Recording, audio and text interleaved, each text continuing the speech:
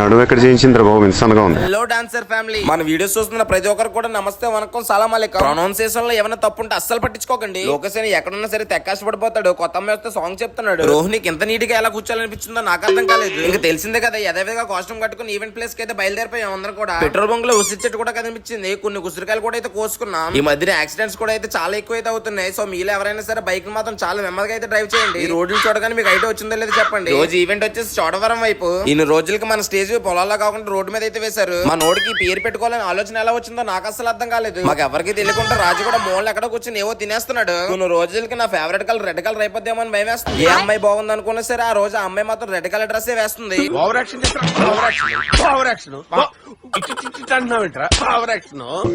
సాంప్రదాయిని సుప్పిని శుద్ధ పూసని.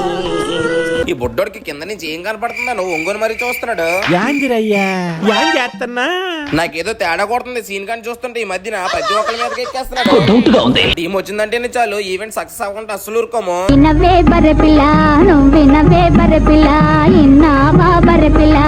తిండి మీద ఉన్న ధ్యాస నీకు జీవితం మీద లేదు. వీళ్ళ విషయాలు రేపు వీడియోలో మాట్లాడుకుందాం. ఉంటా మరి, బాయ్ బాయ్.